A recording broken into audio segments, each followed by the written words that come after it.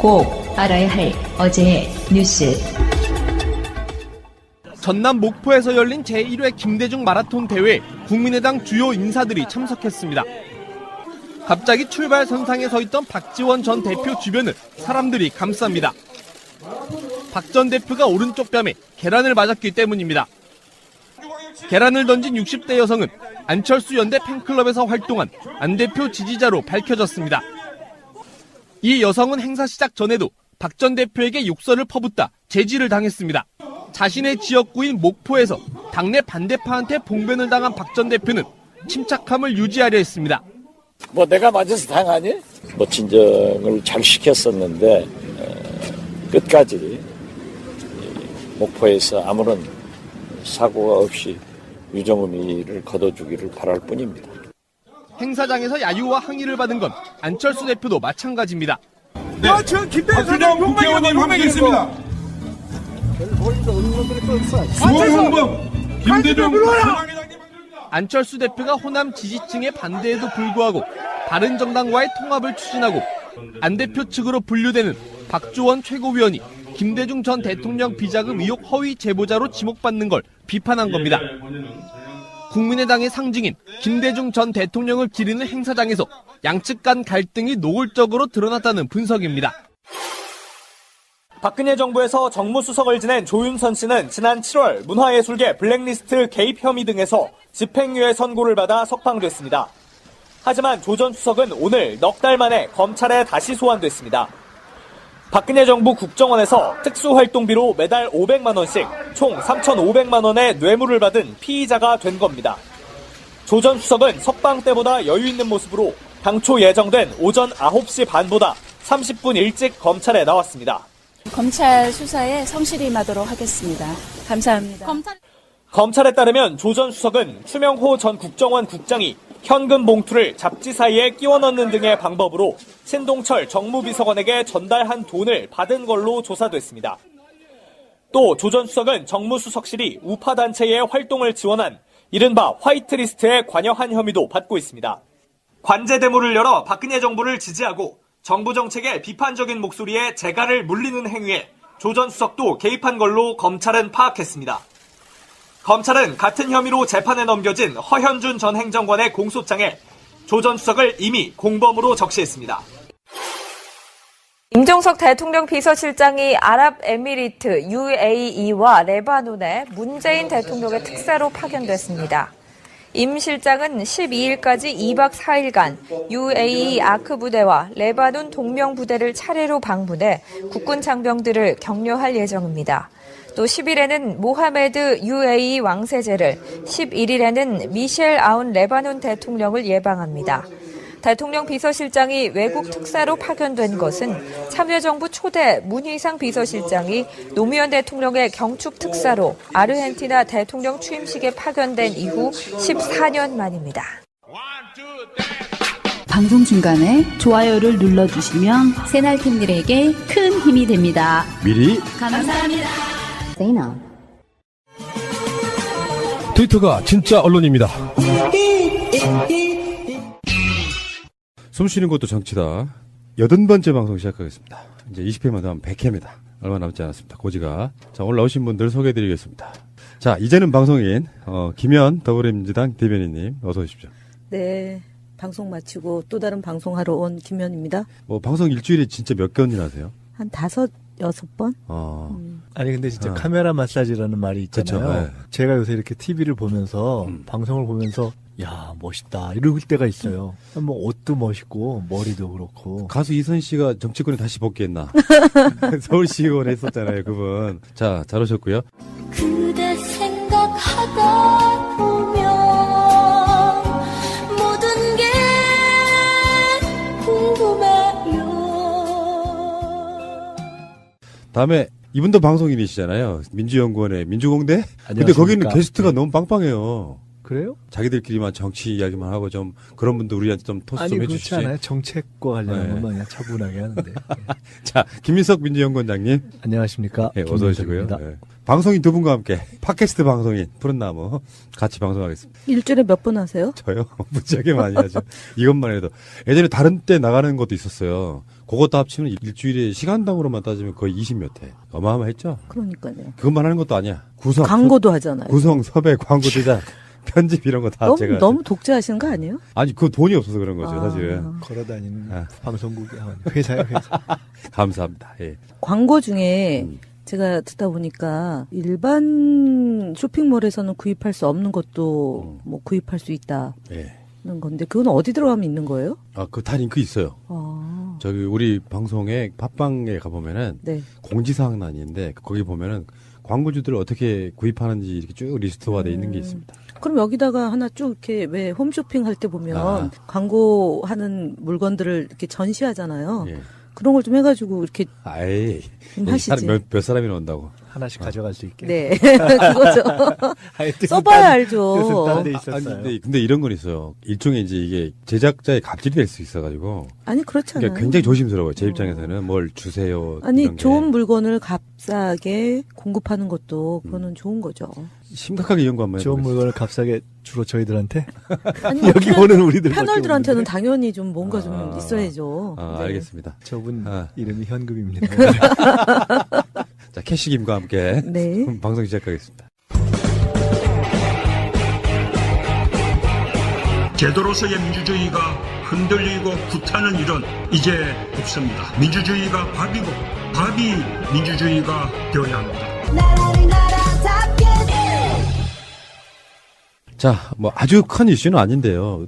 어쩌면 당연한 걸 수도 있고 이번에 김대중 대통령 노벨 평화상 17돌 벌써 이렇게 됐습니까? 이 토론회에서 이해찬 총리께서 이렇게 이야기하셨어요. 북한의 평창 올림픽 참가를 위해서 북한에 특사를 보내자 이거거든요. 지금 사실 북핵 문제고 뭐니 해도 정치나 외교라는 게 어떤 계기를 통해 가지고 분위기가 아주 말랑말랑해질 수 있는데 평창 올림픽 계기로 해서 특사가 지금 언급될 때가 되지 않았을까요? 늦었죠, 사실은 조금은. 그래도 그렇죠. 네. 안 하면 안 되는 제안인데 얘기하신 것 중에 중요한 것 중에 하나가 2019년이 이제 저희가 임정 100년이 되는 해이고 그렇죠. 네.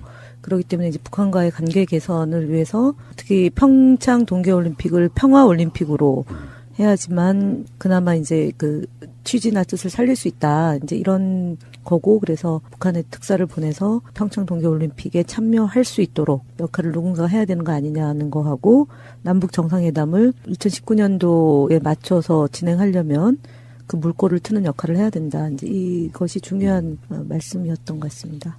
사실 이제 이런저런 한 번도 주변에 상황을 계속 뭐 체크하거나 하는 분들의 얘기를 종합해 보면 새 정부가 출범한 이후에 저희가 쭉 다 이렇게 특사들이 갔잖아요. 근데 북측에서는 왜 우리한테는 특사가 안 왔지? 라는 것에 대해서 조금 섭회한다라는 뉘앙스를 좀 느낄 수 있었다라고 얘기하는 분들이 있어요.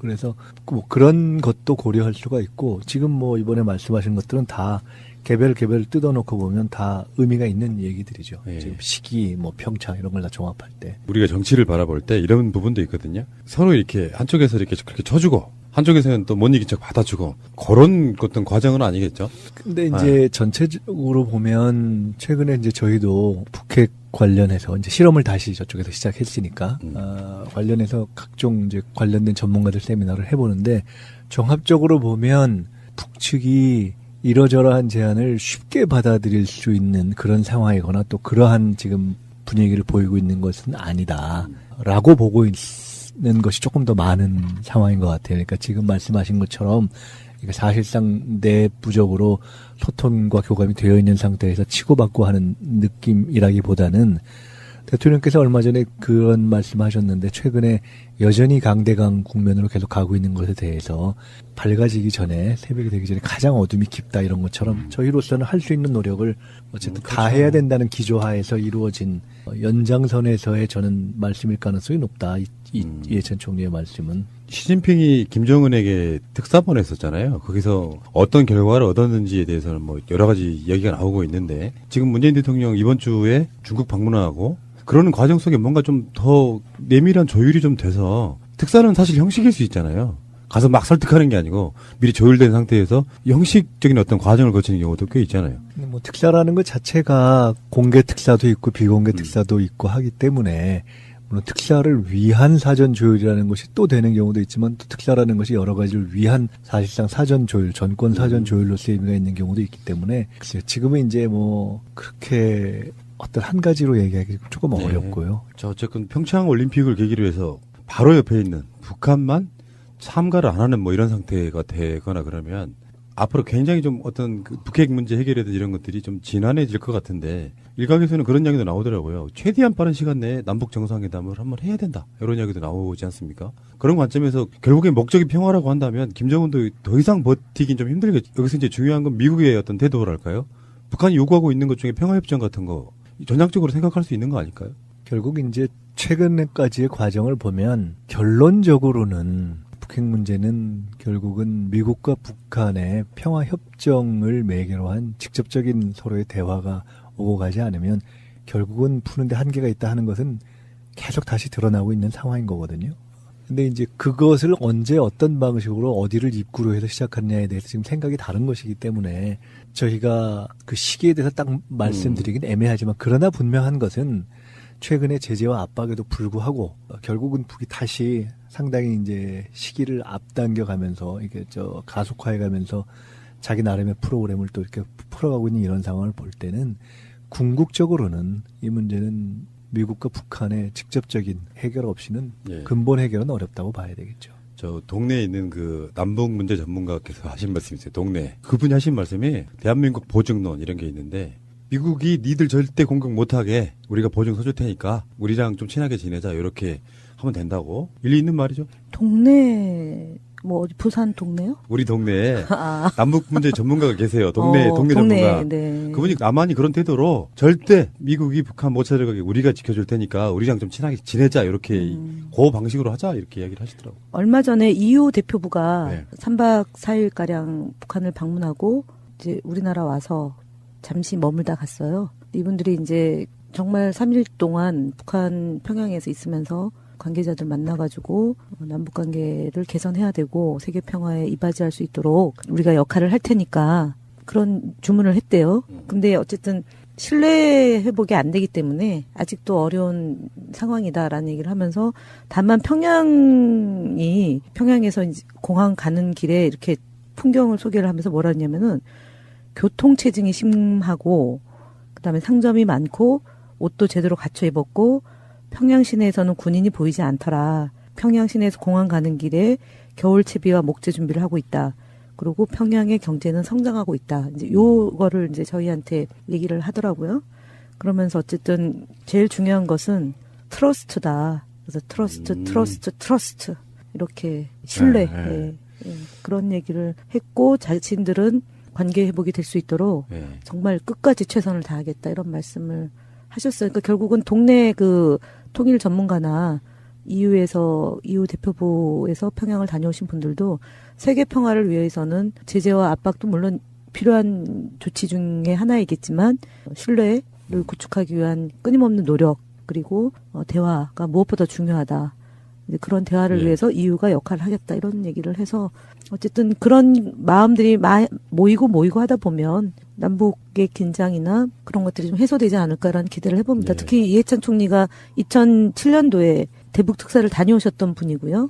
그리고 중국 특사 하면서 이제 계속 중국 쪽과의 이런 그 사드 문제 때문에 한중 관계가 어려울 때도 그 중국 쪽 고위 관계자를 만나서 우리의 진정성을 계속 대화로서 풀었고 그것이 어쨌든 소기의 성과가 있었던 것만큼 북한에 대한 이런 그 여러 가지 제안들이 뭐 일부 보수 언론에서는 뭐 청와대와 엇박자다 이런 식으로 또 늘 하던 그 프레임으로 문제를 그런 좀 이제 한쪽 시각으로 보려고 했지만 현명한 국민들은 지금 시기에 이런 그 더불어민주당의 외교안보 통일 국정자문위의 의장인 이해찬 의원께서 이렇게 제안하니까 참 안심이 된다.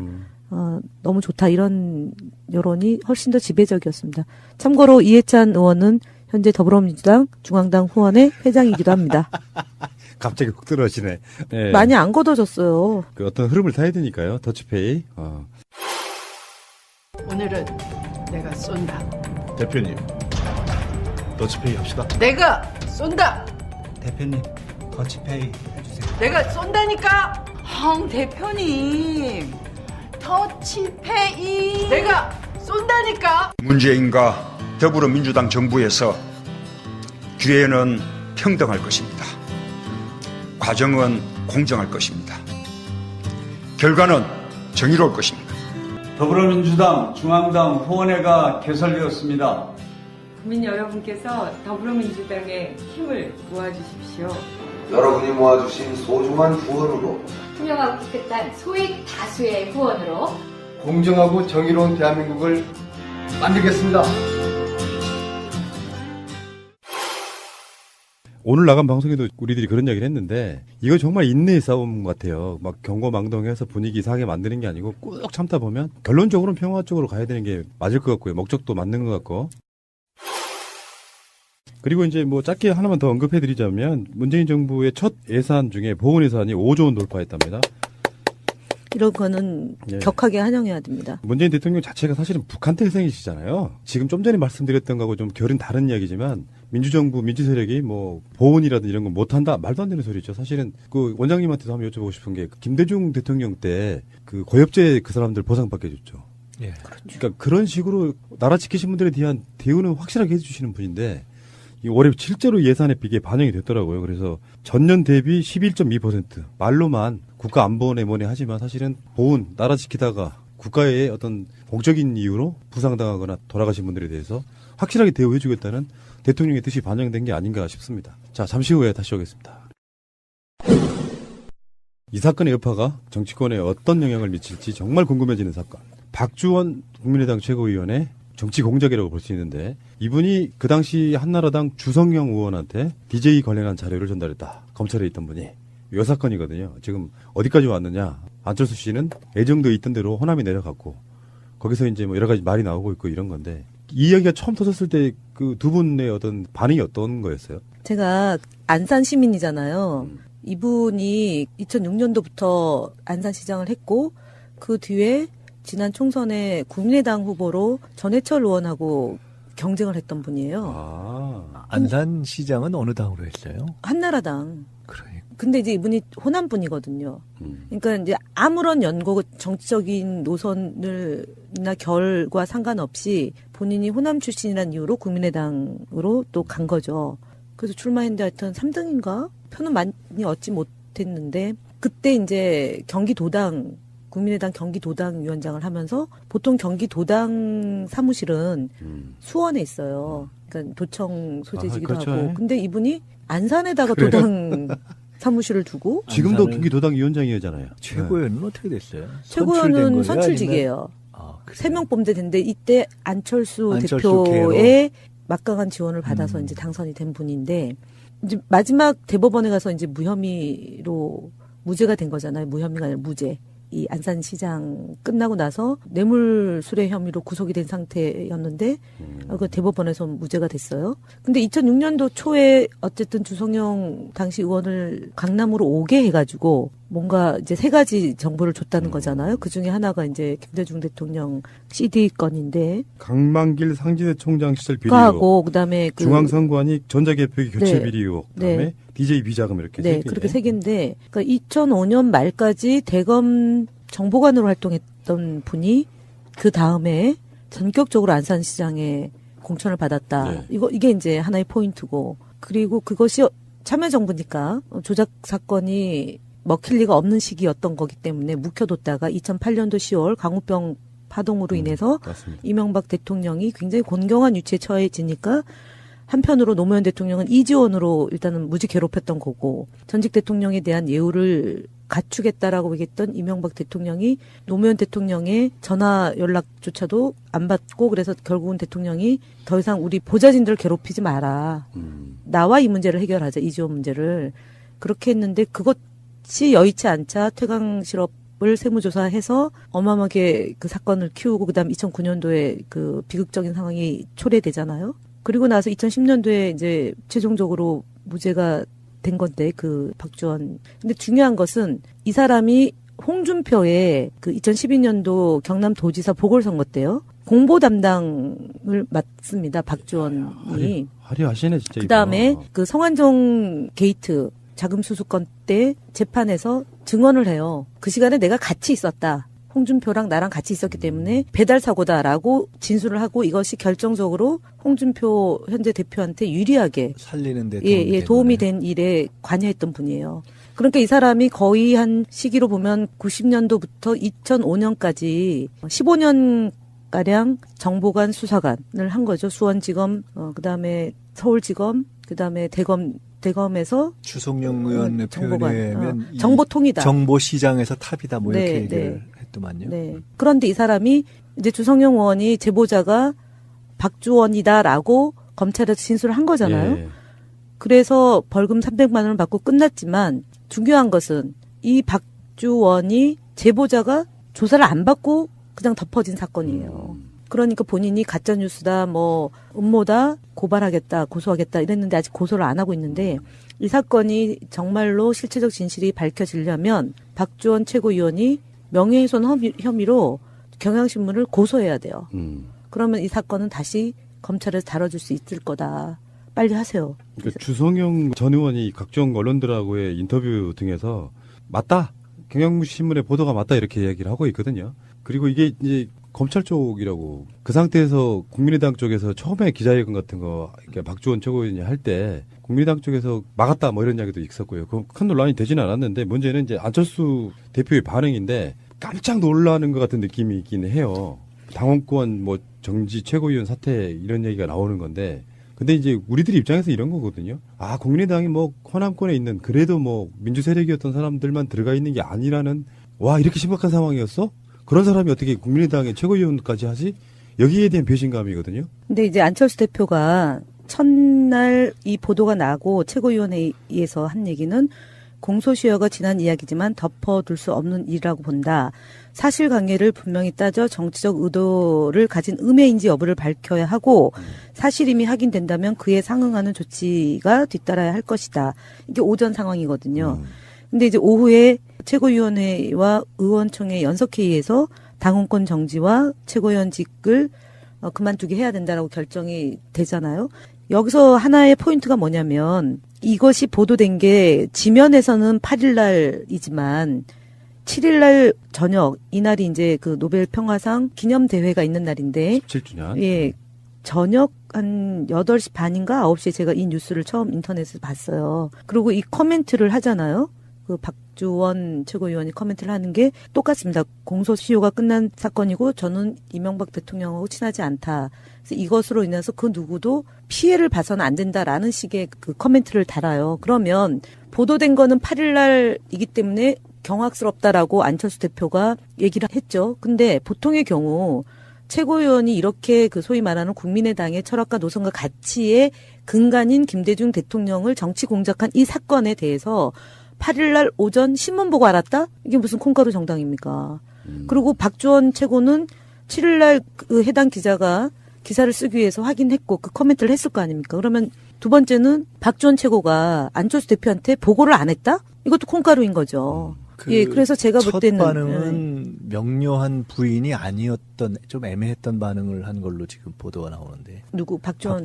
아니 박주원 최고는 공소시효가 지난 사건이다. 그러니까. 그리고 사실이 아니다. 그러면서 한 얘기가 대하소설이라고 얘기를 해요. 그 오후에 이제 기자회견을 통해서 대하소설이고 가짜뉴스다라고 얘기하고 길이 막혀가지고 뭐 올라오는데 시간이 오래 걸렸다. 이렇게 얘기를 하는데 정보관 아닙니까? 수사관 아닙니까? 그러면은 이 사건이 예를 들어서 사실이 아니면은 경향신문에 코멘트를 할 때 이거는 무조건 법적 대응하겠다. 이렇게 강하게 나왔어야 되는 거잖아요. 근데 공소시효가 지난 사건이라서 뭐 블라블라 이렇게 얘기한 거란 말이에요. 그래서 어쨌든 전후 맥락을 보면 이것은 명백히 박주원 최고위원이 제보를 한 거고 그리고 당시에 2008년 10월 20일 날 주성영 의원이 법사위에서 뭐라고 얘기를 하냐면은 전직 검찰 관계자로부터 제보를 받았다. 그러면 왜 그때 안 했냐라고 하니까 참여정부 때이기 때문에 제대로 수사될 리 땡땡땡 이게 이제 당시에 2008년도 당시에 주성영 의원이 얘기한 내용이에요. 그러면 결론 지으면 첫 번째 당사자는 박주원 최고다. 두 번째 안철수 대표는 이런 사람을 아마 몰랐으면 몰랐다고 하지만 그 보도를 보고 음모 얘기를 하잖아요. 음해. 이 얘기가 대변인도 이 얘기를 합니다. 국민의당 대변인도. 그래서 안철수 대표는 사실은 이 사건을 접하고 안이한 인식을 갖고 있고 그다음에 김대중 대통령과 연관된 사건에 대해서 우리가 딱 그 얘기를 들으면 우리는 머리끝에 발끝까지 분노 지수가 확 올라가는데 이분은 그렇지 않다. 오로지 오늘도 보면 어제도 보면 바른정당과의 통합을 위해서 당원들을 설득하는 데에 모든 포커스가 가 있다. 그리고 두 번째가 이 사건은 어쨌든 뭐 본인이 아직까지 아니라고 하니까 상황을 좀 더 밝혀지면 뭐 최고위원회에서 그만두게 하겠다든지 이런 순서예요. 순서가 좀 다르다. 쭉 이제 사실관계 또는 이제 기사와 관련된 팩트의 흐름을 쭉 말씀해 주셨는데 지금까지 나온 이야기나 또는 관련자들의 반응 또 뭐 주성영 전 의원의 얘기 이런 걸 종합해서 보면 이게 뭐 아니 땡 굴뚝은 아닌 것 같아요. 그러니까 실제로 박주원 최고가 관련돼 있다는 것에 대해서는 크게 많은 추론을 안 해도 나오는 것 우리가 결론을 잠정적으로 내릴 수 있는 것 같고 아까 우리 푸나님이 처음에 느낌이 어땠냐고 그러셨잖아요. 네. 저는 사실은 이런 단어들이 떠올랐어요. 이걸 딱 보고서 첫째는 공작, 둘째는 정체성, 셋째는 고비. 그러니까 무슨 얘기냐면 이거 자체가 공작이잖아요. 그러니까 아까 우리가 이거를 주성영 전 의원이 박주원이라는 분이 저는 사실 잘 몰랐어요. 박주원이라는 분이 누구인지 그렇죠. 현재 최고위원인지 어떻게 됐는지 이런 것들 아니면 잠깐 최고위원회에서 이름이 딱 실검 1위가 되니까 그러니까 박지원인 줄 알았다. 누가 농처럼 그렇게 했잖아요. 그러니까 잘 몰랐어요. 그런데 이것을 보고 이제 첫째는 황당하기도 하지만 이 박주원이라는 분이 정보시장에서 탑이라는 얘기는 그러니까 주성영 의원이 그렇게 했다는 얘기는 이 분이 또는 이런 정보시장에 돌아다니는 이야기가 다 팩트라는 의미에서의 탑이라는 뜻이라기보다는 우리 이런 어떤 검찰 관련된 이런 쪽에서의 정보시장이라는 것들은 사실은 경우에 따라 정보를 가공하고 또는 왜곡하고 그것을 공격용으로 쓰고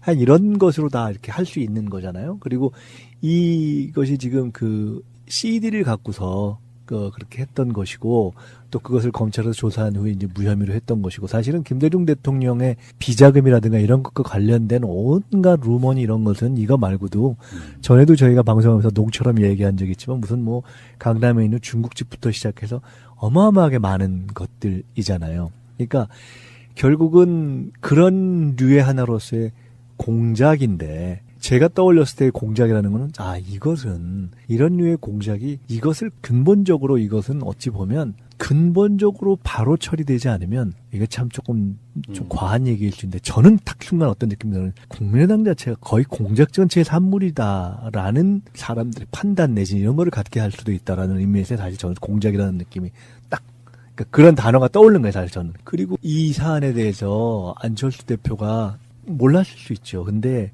그런 분들 또는 이런 사람들과 정치를 하면서 얘기하고 이러는 것들은 다 얘기하다 보면 이런저런 것들이 다 배어나오잖아요.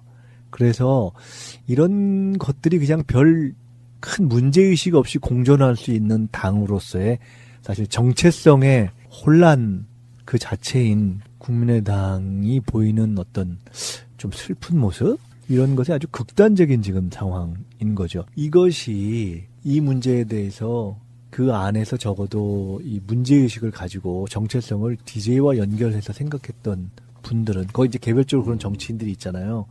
이거는 정말 원점에서 다시 생각해보는 수준의 판단과 대처.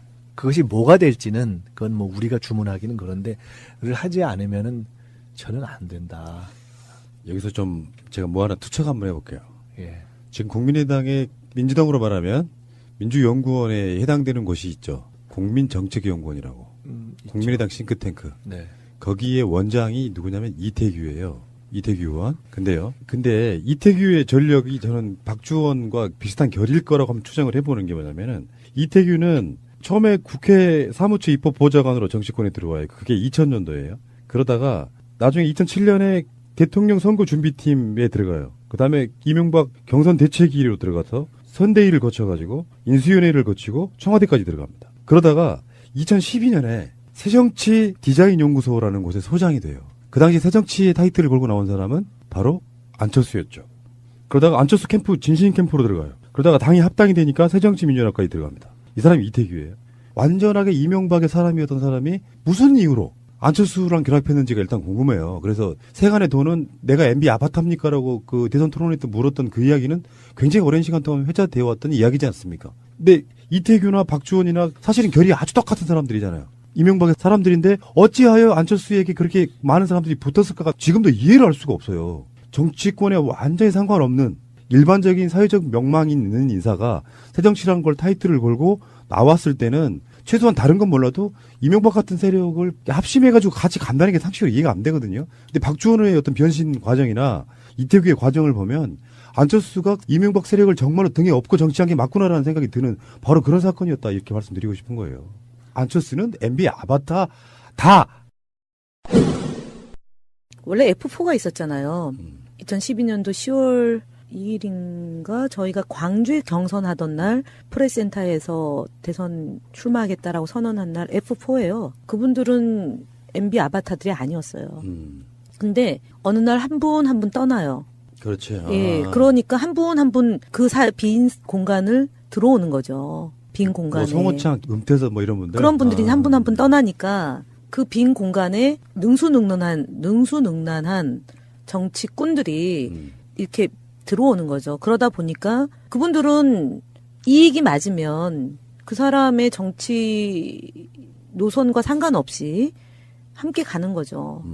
그러다 보니까 남아있는 사람들이 결국은 소위 이제 이런 그 거래, 나의 이익과 그 사람의 이익이 일치하면 사상 노선 철학하고 상관없이 손잡고 갈 수 있는 그런 분들이 옆에 남아있는 거죠. 네, 그러니까 결국은 그 같은 걸로 가는데 지점 자체는 시작은 그렇게 안 왔다. 왜냐면은 박원순 시장하고 단일화했던 것도 있었던 거잖아요.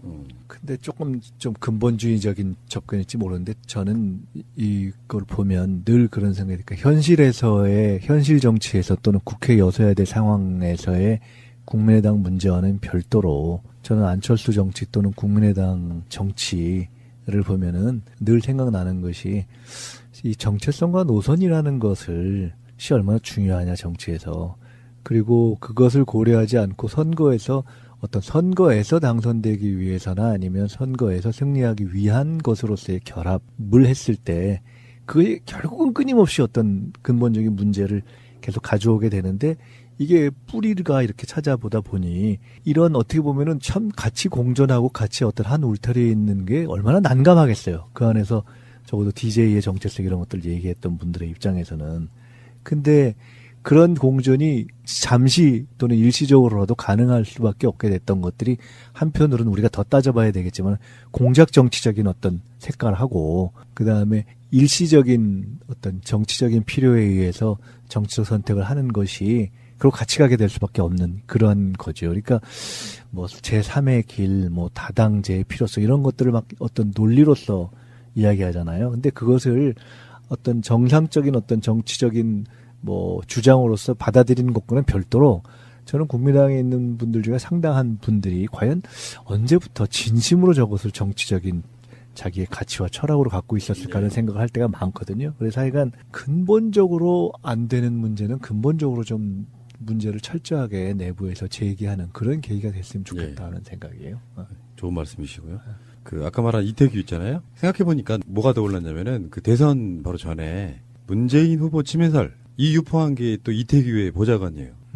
이런 관점으로 쭉 보고 있으면은 이분들 참 대단하신 분들이구나라는 생각이 드는데 그 저희 방송에도 여러 번 나오신 분 중에 한 분이 김대중 대통령의 자서전과 평전을 같이 쓴 그런 경우가 드물다고 하더라고요.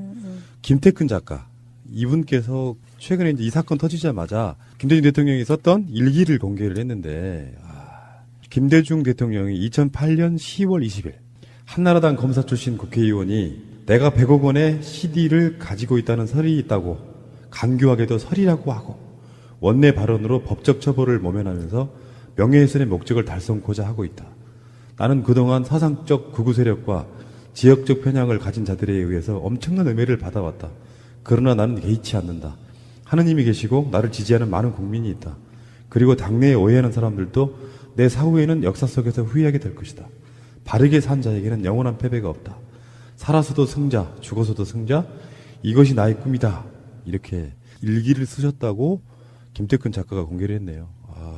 너무 숙연해지는데 어쨌건 이 부분에서 지금 안철수 대표가 마침 그 시기에 이제 호남 내려가는 일정이 있었는데 분위기상 내려가지 말라는 여러 가지 만류에도 불구하고 내려갔어요. 근데 실제로는 이제 가장 정치인들에게 보이는 추한 모습 있잖아요. 같은 당내에서 주거니 받거니 싸우면서 먼저 박지원 대표가 그렇게 얘기했죠. 뭐 거기서 이제 계란이나 뭐 어떤 폭력 사태가 발생하면 안 되니까라고 했는데 진짜로 계란 맞으신 분은 박지원 또 전 대표예요. 뭐 내가 맞아서 당하니? 안철수 지지에 의해서 이제. 안철수 연대 팬클럽 소속한 분이 박지원 전 대표를 비난하면서 계란을 던졌는데 정면으로 맞은 건 그건 아니고 이제 뭐 어깨 정도? 튀었어요. 튀어가지고 이제 방송에 나오는 걸 봤는데 사실 그렇죠. 지금 그런 어마어마한 당의 존립까지도 고민케 하는 사건이 벌어졌으면 당 대표가 이 문제를 수습하는 일을 우선해야 되는 거 아닌가요? 지금 통합하는 것을 여론 수렴을 하겠다고 했던 일정을 잠시 접고 이 문제를 빨리 가닥을 잡아가는 게 맞는 건데 참 대범하신 분이에요. 네. 예. 좀 말도 안 되는 소리긴 하지만 최근에 지금 이따가 다시 이야기가 나오겠습니다만 자유한국당 원내대표 후보 중에 한성교 씨 같은 경우는 이렇게 얘기했어요. 안철수도 받아들일 수 있다. 이런 뉘앙스가 말려 있습니다. 그러니까 이게 뭔가 묘해. 느낌적으로는 묘하고요. 마지막으로 두 분께 한번 여쭤볼게요. 국민의당이 내부적인 어떤 거 갈등 추스려가지고 다시 합쳐지는 거 좀 힘들겠죠. 국민의당이 잘 내부 통합을 네네. 하는 것? 근데 안철수 대표는 이미 물이 들어왔기 때문에 노를 젓고 있는 거 아닌가요? 국민의당이 막 흥분하니까 그러니까 이게 국민의 답이 나오네. 국민의당이 다시 하나로 이렇게 잘해서 정치 세력으로서 안정되고 단일한 목소리를 내는 것, 이걸 말씀하시는 건가요? 그러니까 어떤 촉발점이라는 게 있잖아요. 내부적인 분단 상태에서 지금 바른정당과의 통합은 되네 안 되네 막 싸우면서 격렬하게 안철수 대표가 평계련에 가서 연설할 때는 막 소리가 나오고 내려가 뭐 네가 탈당해 그런 분위기 속이었는데 마침 그쪽 그러니까 통합을 반대하는 쪽 입장에서는 이제 옳다구나 이건 도저히 묵과할 수 없다 하는 어떤 사건이 생긴 거 아니에요. 그렇죠. 이 상황에서 지금 안철수 대표가 만약에 바른정당과의 통합을 추진하다 보면 사실상의 진짜 분당 상태가 되지 않을까. 더 이상 봉합하기 힘든 상태. 특히 호남 쪽에 계시는 분들이야. 이 분위기 속에서 어떻게 안철수랑 같이 갑니까? 필요에 따른 결합. 그걸 우리가 그냥 쉽게 얘기하면 야합이라고 하죠. 사실은. 그렇게 시작된 것이기 때문에 그 필요성이 다했고 계속해서 문제점이 드러나고 있고 또 가고자 하는 길이 다르기 때문에 저는 내부적으로 화합해서 하나의 정치세로 가는 것은 어렵다고 봅니다. 이미. 그런데 그렇다고 해서 안철수 대표가 본인이 가고자 하는 길을 그러면 접을 것이냐, 그렇지도 않을 거라고 봅니다. 그 최근에 보니까 나름 의미 있는 얘기를 하나 했던데 보니까 이대로 가면 소위 이제 호남파에서 이렇게 가면 호남의 지지 기반이 완전히 무너진다라는 아마 공격에 대한 반론이었을 것 같은데 이대로 가면 지방선거가 끝난 이후에는 호남에서도 버림받는다. 이렇게 안철수 대표가 얘기를 했더라고요. 그러니까 그 얘기는 어차피 이래도 안 되고 저래도 안 되면 다른 길을 그래도 찾아보는 길로 가겠다라는 나름은 현실적인 계산까지를 해서도 그렇게 갈 수밖에 없다라는 얘기를 한 것이거든요. 그래서 저는 본인이 지향했던 어떤 바른정당과의 결합 내지는 보수 쪽으로 저희들이 쭉 결국은 그 방향으로 갈 거라고 분석을 해왔잖아요. 그 부분은 저는 포기하지 않을 거라고 봅니다. 알겠습니다. 이렇게 재밌는 정치인 줄 몰랐어요. 우리 쪽 이야기가 아니니까 되게 재밌어요. 어쨌건 이건 정말 충격적인 사건이네요. 아무리 정치권에 있어서 세력의 세분리기가 중요하다고 해도 이건 아니죠. 이건 아닌 것 같아요. 근데 사실 따지고 보면요. 우리 지금 이제 지나갔지만 대선 때 조작. 그렇죠. 그 제보 조작 사건. 다 그런 류에 따져보면은 일종의 공작 정치잖아요. 그쪽 피가 그대로 나오는 거죠, 뭐. 그러니까 사실은 우리가 넘어가고 했는데 이게 아까 이제 안철수가 MB 아바타냐 이런 식의 어떤 음모론적 질문을 하셨는데 그런 것은 뭐 누구도 알 수 없겠죠. 하지만 분명한 것은 이런 방식의 정치는 그런 공작 정치에 늘 스스로를 개방하죠. 결과적으로. 그런 세력이 있잖아요. 네. 우리나라에 엄연히 존재하잖아요. 그래서 그때 문준용 씨 관련한 제보 조작 사건 때 그런 이야기를 했었어요. 이쪽 사람은 아닌 것 같다. 이쪽에는 그런 조작 사건은 없었잖아요. 양심을 걸고 할 수 없는 짓. 정치적으로 공격은 할 수 있어도. 대변인님이 확실하게 마무리를 지어주세요. 그러면 안철수는 해본 사람이 해본다고 먹어본 사람이 먹는다고 이것도 좀 폭넓게 깊이 있게 들여다봐야 되겠네요. 예. 이제는 확정 지어진 게 아닌가 싶어요. 국민적 마인드에서는. 이명박한테 안철수가 지대응을 받았다까지는 이야기는 못해도 그 사람들이 그렇게 자연스럽게 받아들이는 차원에서는 사람 내려보내가지고 안철수 좀 도와줘라 할 수 있는 거고요. 자기가 자의반 타의반 MB 아바타였다는 인증, 저는 이렇게 이야기를 드리고 싶어요. 이번 건요? 알겠습니다. 제가 MB 아바타입니까? 아니면 아니라고 본인이 해명하십시오. BBK라는 수자 자문회사를 설립을 하고 여러분 이거 다 거짓말하는 걸 아시죠?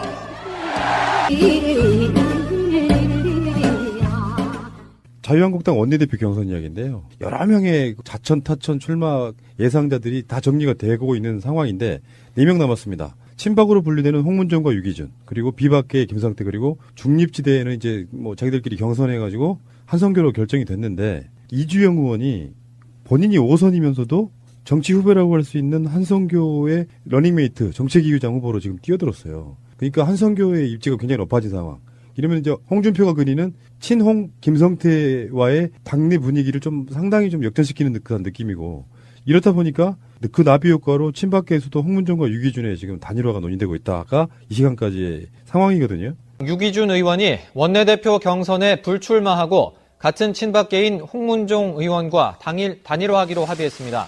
그러니까 어제 그제까지만 해도, 주중까지만 해도 분위기가 김성태가 되지 않겠느냐? 우리 방송에 나오시는 강기정 의원도 그런 예상을 했거든요. 그래도 당대표의 입김이 제일 셀 거야. 근데 한성교 의원이 이주영 의원하고 이렇게 러닝메이트를 만들면서 상당히 또 이쪽으로 쏠리는 분위기가 있다, 이러는 거거든요.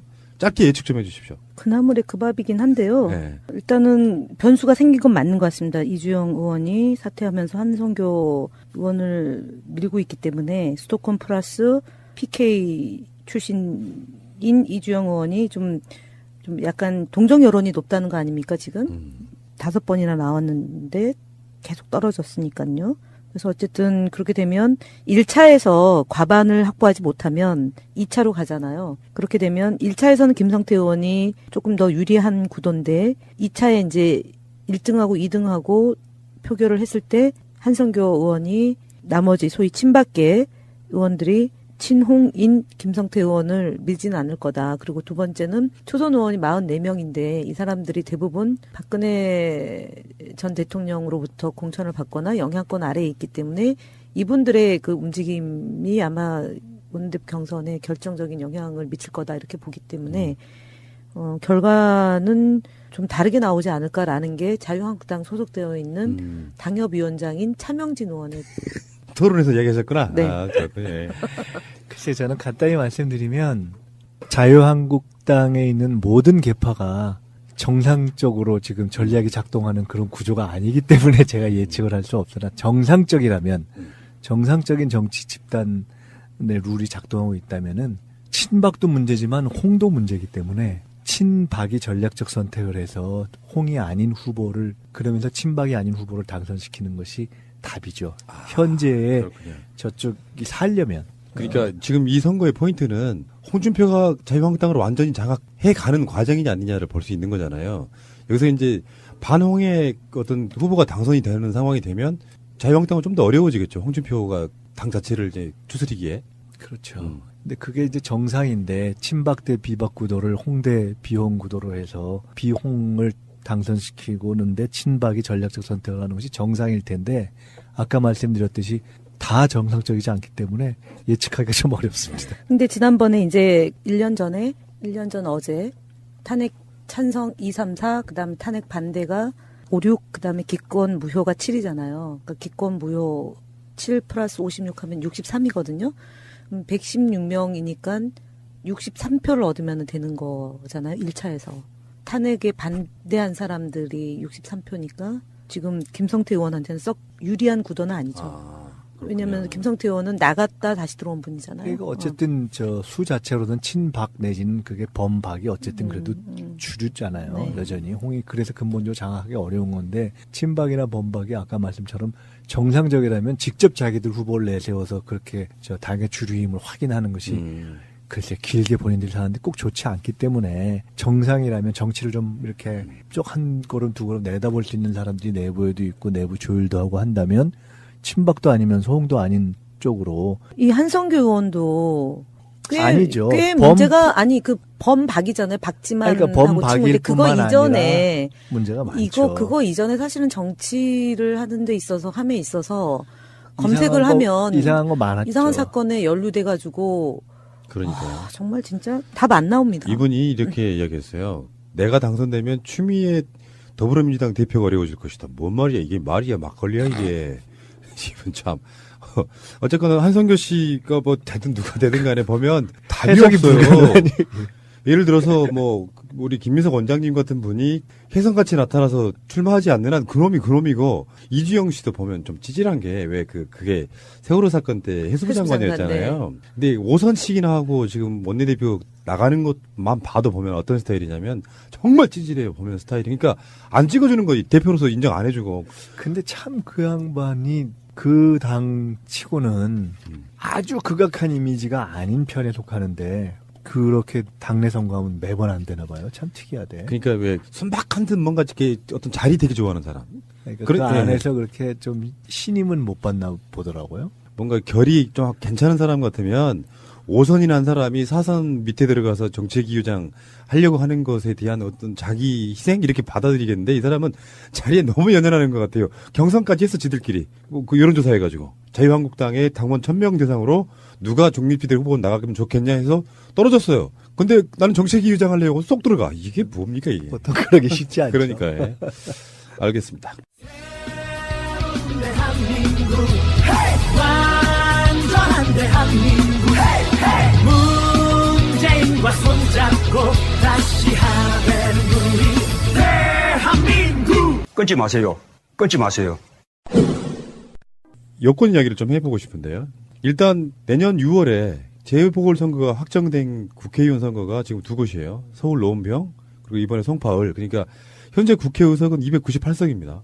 근데 여기에 지금 아직 내년 6월달 이전에 보궐선거가 확정될 수 있는 곳이 어떤 곳인지는 이제 사법부 영역이니까 잘 모르겠지만 뭐 천안갑도 있고 광주 서구갑, 물산 북, 다음에 충북 제천 단양, 부산 해운대을, 경남 통영 고성, 전남 영암 무안 거기도 있어요. 저 울산에 그 지금 민중당 예, 김종호 의원인가 이분 그런 자리도 있고.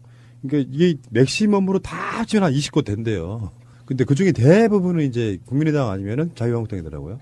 일단 그 이야기부터 여쭤볼게요. 최근에 최재성 의원, 정발위 원장 이분이 송파을 나간다. 뭐 이런 보도가 나온 적 있어요. 그런데 지금 현재 그 자리에는 또 지역위원장이 있잖아요. FTA 전문 변호사라고 하시는 분. 네, 송교 위원장이 최근에 임명되셨죠. 그리고 여기에 이제 뭐 설이 다 각 당 의원직 없는 당대표들. 홍준표, 다음에 안철수, 다음에 안희정 충남지사, 심지어는 박원순 서울시장. 여기까지 다 송파을로 갈 거다. 근데 이인재 씨 얘기도 나오던데요. 네. 이인재 씨는 현역 아닌가요? 아니죠. 떨어졌습니까? 우리 이분은 항상 부활했을 것 같아서. 제가 최근에 듣기는 송파에 홍준표 대표가 안 나오니까 이인재 씨가 나온다고. 송파에 원래 홍준표 대표가 처음 정치시작할 때 송파에 나왔다가 떨어진 거죠. 그렇죠. 그러니까 여기 좀 송파을은요 좀 묘한 지역구인 게 박근혜 변호사였던 유영하 있잖아요. 예. 유영하가 송파을에 공천을 받은 상태였는데 김무성이 도장 안 찍어줘서 예, 옥새파도. 공식 공천을 받지를 못했고 그러는 바람에 여권 후보들이 무소속으로 난립을 했고 더불어민주당에 바람을 타고 당선된 사람이 최명길인데 국민의당으로 갈아탔고 그러다가 선거법 위반으로 지금 낙천된 거잖아요. 지역으로서는 네. 현재 여권, 그러니까 민주당에 꼭 좋은 그렇죠. 지역은 아니죠. 근데 지난번엔 여러 가지가 맞아 떨어져서 상대편의 난립, 뭐 바람 등등도 있었죠. 그러니까 지금 여권에서 나간다고 하면 그 이전의 분위기를 보면 그렇게 유리할 것도 없는 지역이긴 하지만 현재 분위기 같으면 가능성이 있다. 이 부분에서 지금 최재성 위원장은 정말 나가는 거예요? 두 분 알고 계신 대로 말씀해 주십시오.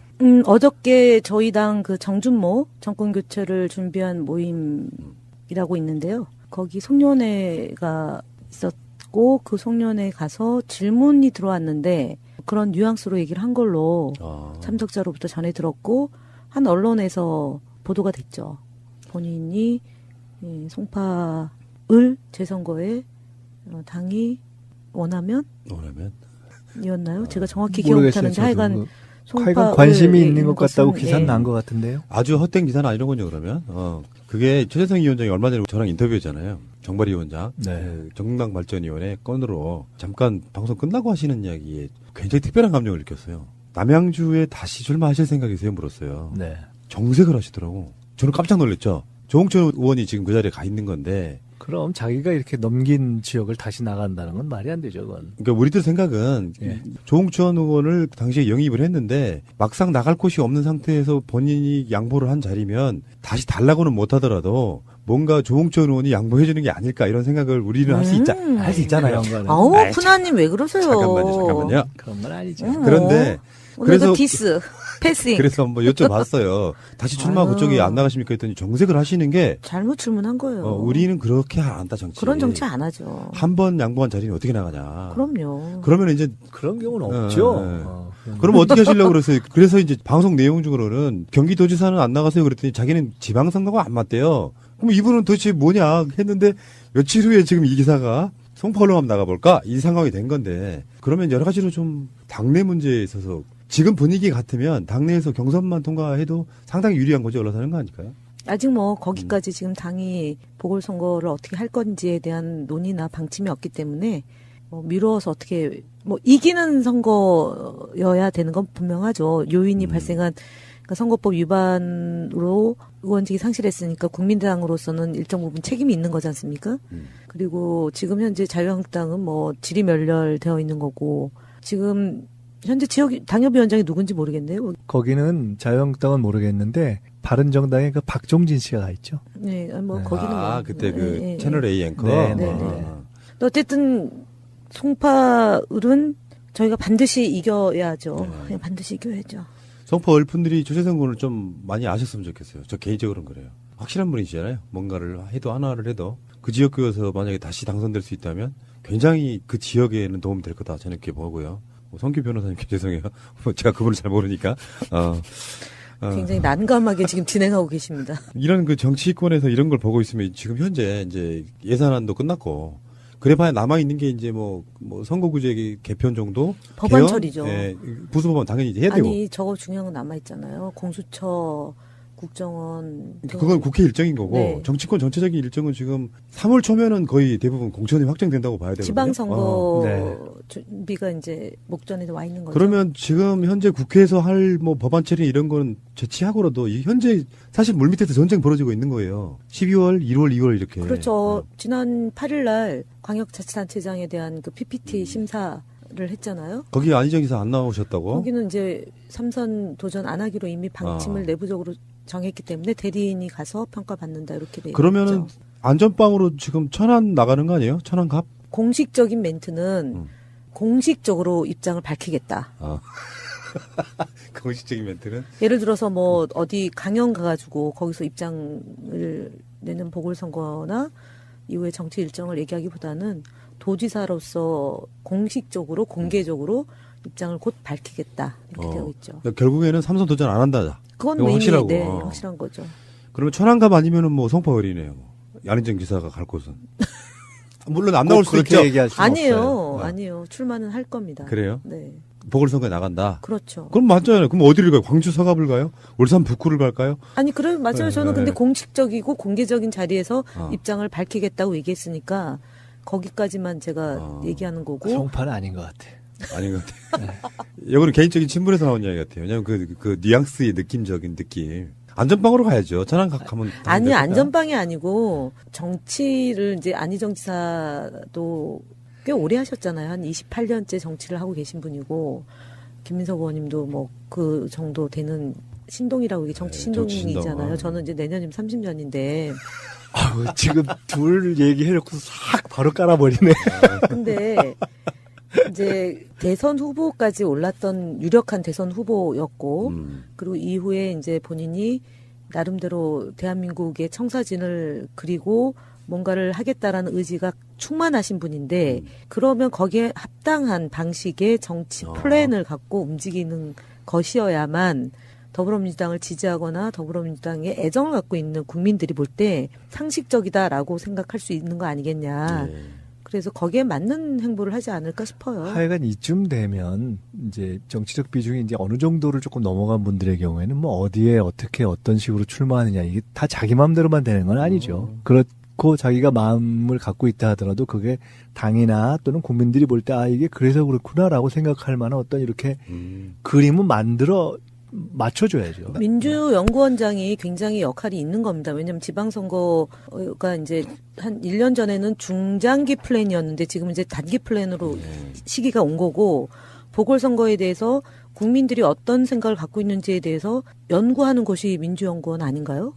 앞에 출연자를 디스하세요, 지금. 디스하는 게 아니라 쉴드 아닌가요? 그런가? 뭐 조사도 저희가 해보고요. 또 지금 뭐 안지사 말씀도 했지만 안지사 얼마 전에 실제로 본인이 어떻게 하는 것이 가장 좋겠는가 이런 의견도 좀 구하기도 하고, 그러니까 본인의 의사뿐만이 아니라 국민들이 어떻게 보겠는가, 국민과 당이 또 그런 속에서 의미를 가져야 되는 거 아니겠어요? 아무리 정치인이 급하더라도 뭐 급하게 나 꼭 뭐가 돼야지 이렇게만 생각할 수는 없잖아요. 그렇습니다. 오늘 말씀드린 내용들 중에서 생각해보면 지금 했던 이야기는 사실 행복한 고민일 수도 있어요.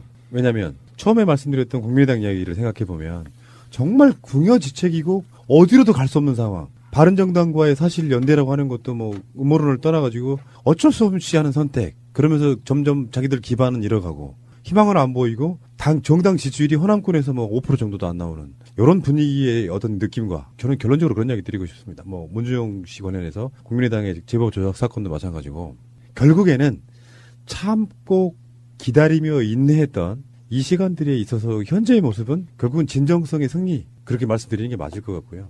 어디로 나가야 되는지 이런 고민을 할 수 있다는 거. 격세지감 느끼지 않으세요? 박근혜 정권 때 느꼈던 그 민주당이 어려웠을 때 생각하면은 자, 고생들 하셨고요. 이런 아마 돈다고 느낄 때 더 바짝 조여가지고 정권 연장에 디딤돌로 넣을 수 있을 정도 뭐 그런 분위기였으면 좋겠다 이런 말씀 드리고 싶네요. 정말 훌륭한 마무리였습니다.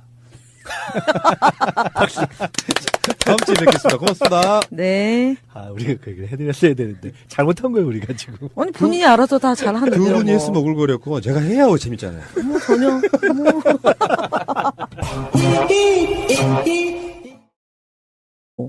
그다음에 상점이 많고 옷도 제대로 갖춰 입었고 평양 시내에서는 군인이 보이지 않더라. 평양 시내에서 공항 가는 길에 겨울 채비와 목재 준비를 하고 있다. 그리고 평양의 경제는 성장하고 있다. 이제 요거를 이제 저희한테 얘기를 하더라고요. 그러면서 어쨌든 제일 중요한 것은 트러스트다. 그래서 트러스트 이렇게 신뢰 그런 얘기를 했고 자신들은 관계 회복이 될 수 있도록 정말 끝까지 최선을 다하겠다 이런 말씀을 하셨어요. 그러니까 결국은 동네 그 통일 전문가나 EU 대표부에서 평양을 다녀오신 분들도 세계 평화를 위해서는 제재와 압박도 물론 필요한 조치 중에 하나이겠지만 신뢰를 구축하기 위한 끊임없는 노력 그리고 대화가 무엇보다 중요하다. 이제 그런 대화를 위해서 EU가 역할을 하겠다 이런 얘기를 해서 어쨌든 그런 마음들이 모이고 하다 보면 남북의 긴장이나 그런 것들이 좀 해소되지 않을까라는 기대를 해봅니다. 특히 이해찬 총리가 2007년도에 대북 특사를 다녀오셨던 분이고요. 그리고 중국 특사 하면서 이제 계속 중국 쪽과의 이런 그 사드 문제 때문에 한중 관계가 어려울 때도 그 중국 쪽 고위 관계자를 만나서 우리의 진정성을 계속 대화로서 풀었고 그것이 어쨌든 소기의 성과가 있었던 것만큼 북한에 대한 이런 그 여러 가지 제안들이 뭐 일부 보수 언론에서는 뭐 청와대와 엇박자다 이런 식으로 또 늘 하던 그 프레임으로 문제를 그런 좀 이제 한쪽 시각으로 보려고 했지만 현명한 국민들은 지금 시기에 이런 그 더불어민주당의 외교안보 통일 국정자문회 의장인 이해찬 의원께서 이렇게 제안하니까 참 안심이 된다. 너무 좋다. 이런 여론이 훨씬 더 지배적이었습니다. 참고로 이해찬 의원은 현재 더불어민주당 중앙당 후원의 회장이기도 합니다. 갑자기 훅 들어오시네. 네. 많이 안 걷어졌어요. 그 어떤 흐름을 타야 되니까요. 더치페이. 오늘은 내가 쏜다. 대표님, 더치페이 합시다. 내가 쏜다. 대표님, 더치페이 해주세요. 내가 쏜다니까. 대표님, 더치페이. 내가 쏜다니까. 문재인과 더불어민주당 정부에서 기회는 평등할 것입니다. 과정은 공정할 것입니다. 결과는 정의로울 것입니다. 더불어민주당 중앙당 후원회가 개설되었습니다. 국민 여러분께서 더불어민주당의 힘을 모아주십시오. 여러분이 모아주신 소중한 후원으로 투명하고 깨끗한 소액 다수의 후원으로 공정하고 정의로운 대한민국을 만들겠습니다. 오늘 나간 방송에도 우리들이 그런 이야기를 했는데 이거 정말 인내의 싸움 같아요. 막 경거망동해서 분위기 이상하게 만드는 게 아니고 꾹 참다 보면 결론적으로는 평화 쪽으로 가야 되는 게 맞을 것 같고요. 목적도 맞는 것 같고. 그리고 이제 뭐 짧게 하나만 더 언급해드리자면 문재인 정부의 첫 예산 중에 보훈 예산이 5조 원 돌파했답니다.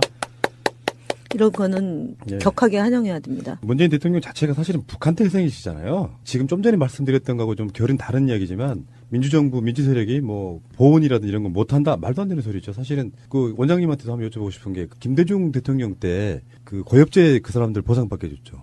예.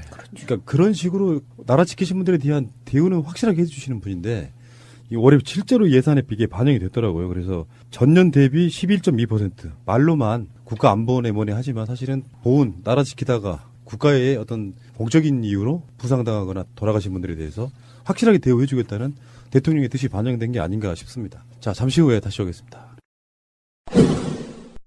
이 사건의 여파가 정치권에 어떤 영향을 미칠지 정말 궁금해지는 사건.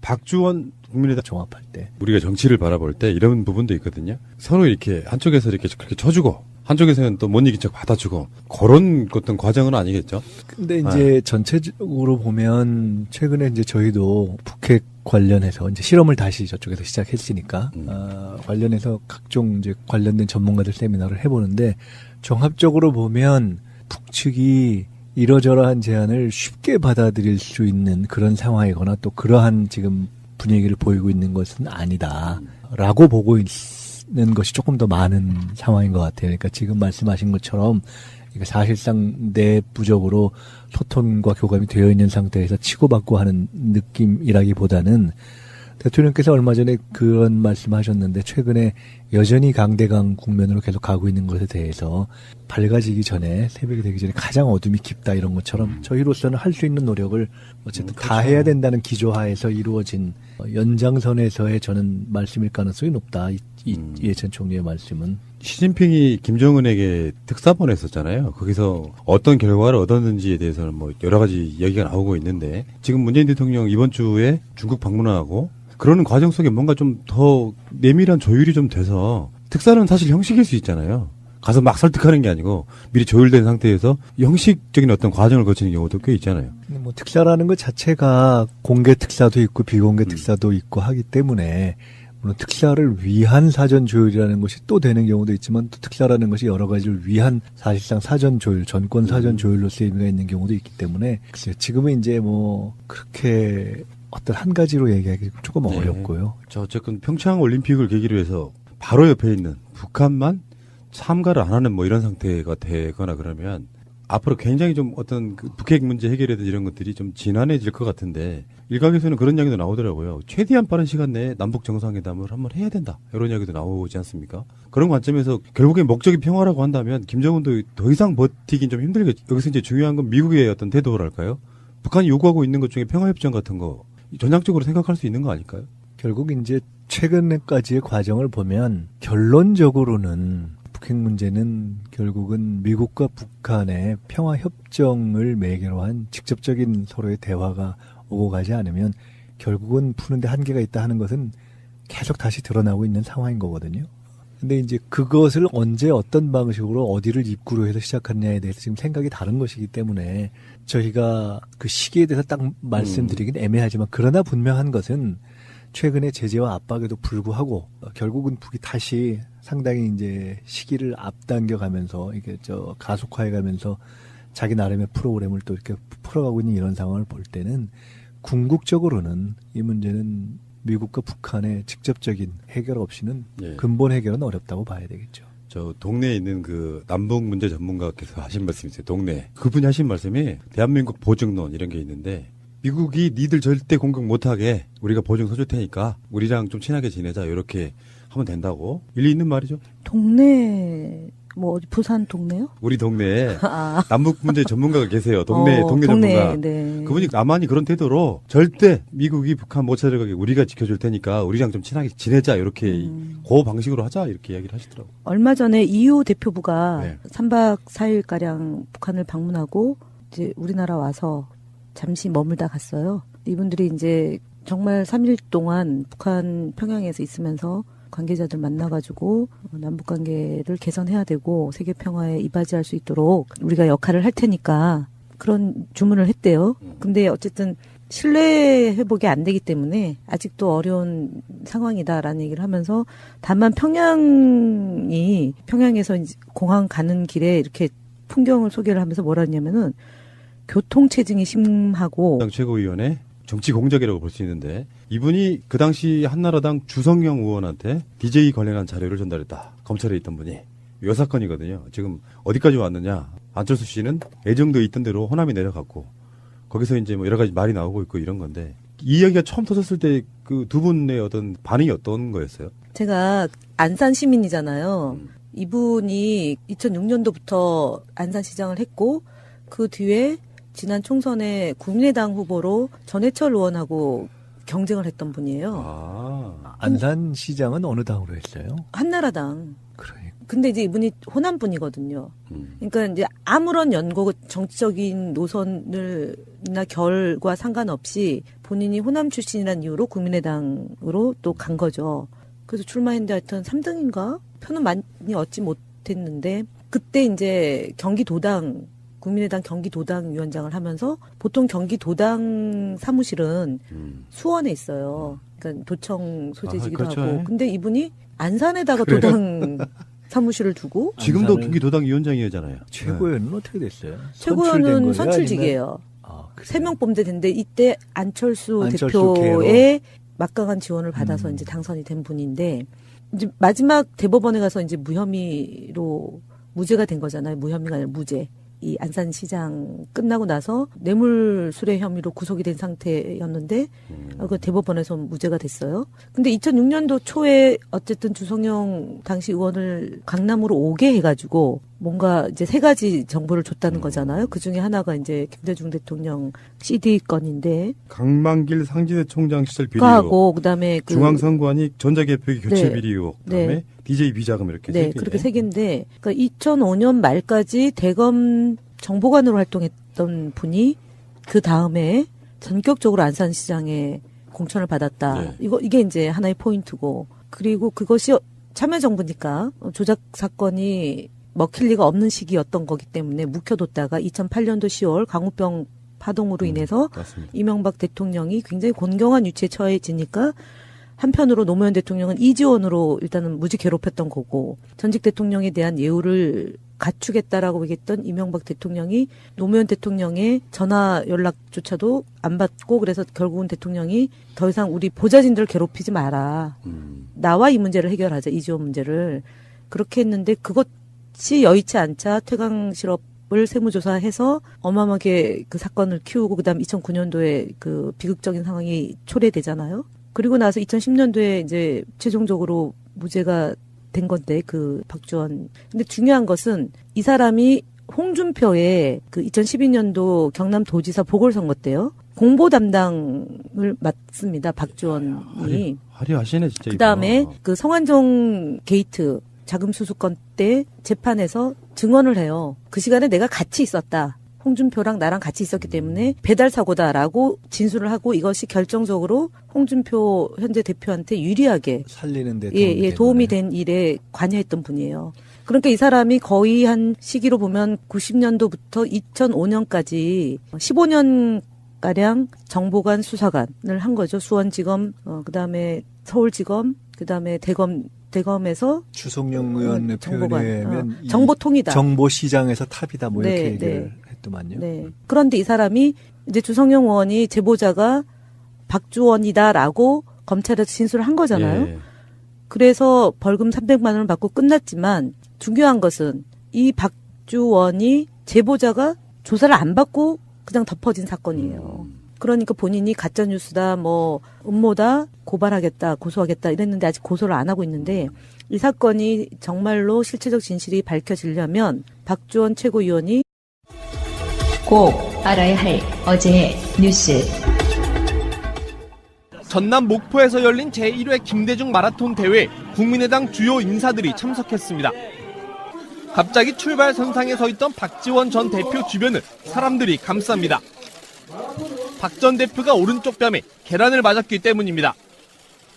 계란을 던진 60대 여성은 안철수 연대 팬클럽에서 활동한 안 대표 지지자로 밝혀졌습니다. 이 여성은 행사 시작 전에도 박 전 대표에게 욕설을 퍼붓다 제지를 당했습니다. 자신의 지역구인 목포에서 당내 반대파한테 봉변을 당한 박 전 대표는 침착함을 유지하려 했습니다. 뭐 내가 맞아서 당하니? 뭐 진정을 잘 시켰었는데 끝까지 목포에서 아무런 사고가 없이 유정의미를 거둬주기를 바랄 뿐입니다. 행사장에서 야유와 항의를 받은 건 안철수 대표도 마찬가지입니다. 네. 박준영 국회의원님 함께 있습니다.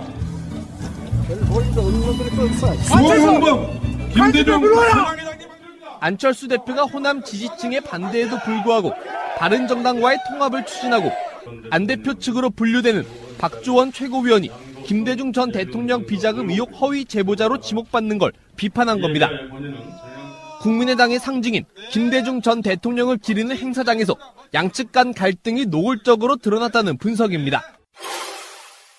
박근혜 정부에서 정무수석을 지낸 조윤선 씨는 지난 7월 문화예술계 블랙리스트 개입 혐의 등에서 집행유예 선고를 받아 석방됐습니다. 하지만 조 전 수석은 오늘 넉 달 만에 검찰에 다시 소환됐습니다. 박근혜 정부 국정원에서 특수활동비로 매달 500만 원씩 총 3,500만 원의 뇌물을 받은 피의자가 된 겁니다. 조 전 수석은 석방 때보다 여유 있는 모습으로 당초 예정된 오전 9시 반보다 30분 일찍 검찰에 나왔습니다. 검찰 수사에 성실히 임하도록 하겠습니다. 감사합니다. 검찰에 따르면 조 전 수석은 추명호 전 국정원 국장이 현금 봉투를 잡지 사이에 끼워 넣는 등의 방법으로 신동철 정무비서관에게 전달한 돈을 받은 걸로 조사됐습니다. 또 조 전 수석은 정무수석실이 우파단체의 활동을 지원한 이른바 화이트리스트에 관여한 혐의도 받고 있습니다. 관제대모를 열어 박근혜 정부를 지지하고 정부 정책에 비판적인 목소리에 재갈을 물리는 행위에 조 전 수석도 개입한 걸로 검찰은 파악했습니다. 검찰은 같은 혐의로 재판에 넘겨진 허현준 전 행정관의 공소장에 조 전 수석을 이미 공범으로 적시했습니다. 임종석 대통령 비서실장이 아랍에미리트 UAE와 레바논에 문재인 대통령의 특사로 파견됐습니다. 임 실장은 12일까지 2박 4일간 UAE 아크 부대와 레바논 동명 부대를 차례로 방문해 국군 장병들을 격려할 예정입니다. 또 10일에는 모하메드 UAE 왕세제를, 11일에는 미셸 아운 레바논 대통령을 예방합니다. 대통령 비서실장이 외국 특사로 파견된 것은 참여정부 초대 문희상 비서실장이 노무현 대통령의 경축 특사로 아르헨티나 대통령 취임식에 파견된 이후 14년 만입니다. 방송 중간에 좋아요를 눌러주시면 새날팀들에게 큰 힘이 됩니다. 미리 감사합니다.